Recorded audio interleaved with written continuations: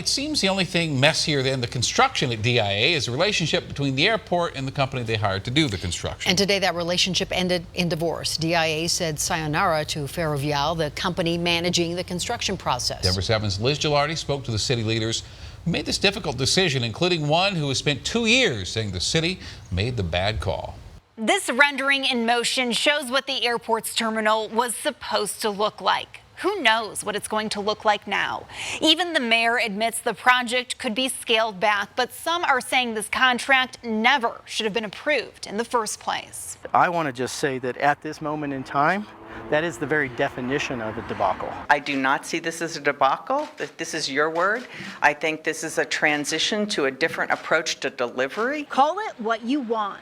Bottom line, the construction taking place inside the airport's Great Hall is a major inconvenience for travelers, with no clear end in sight. But this was my home, and I had a contractor in my home who was behaving this way. What would you do? I'd say, get out of my house. Strong words from Mayor Michael Hancock about ending the relationship with the Great Hall partners, only 13 months after breaking ground. Let's take a look at how we got to this point, starting with a former councilman, one of 2 people who voted no on the contract in 2017. And I believe that the mayor, Kim Day, and council all were conned in this scheme. Rafael Espinoza says everyone was looking at Heathrow Airport in London and thinking about what DIA could become. The London airport was revamped using Ferrovial Airports, the same company involved in the Denver deal. Renovation plans here would move security to make way for more shopping and restaurants, meaning more revenue. It's frustrating because I remember distinctly at different points in the process, particularly, arguing that we should pay the millions to take the pre-designed services and not continue on with the full balance of the contract. Denver signed on to a 34-year contract where Ferrovial would help take on some of the risk in exchange for operating the concessions after construction was complete.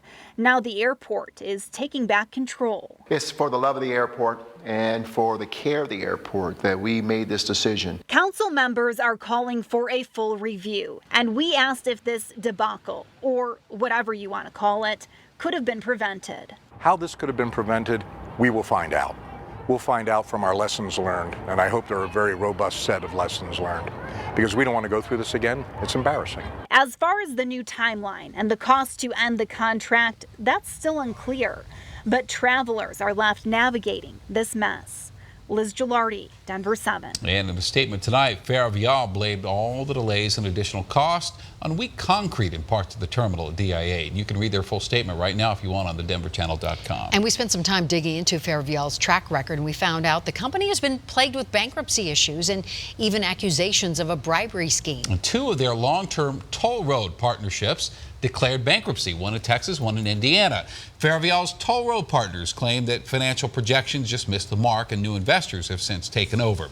And in Spain, Ferrovial was ordered to pay more than $6 million after a judge found they donated money to a music hall. That money then funneled to a political party in exchange for contracts. We promise to update you every step of the way on this process, both here and on air, and our streaming apps for Roku, Amazon Fire, and Apple TV.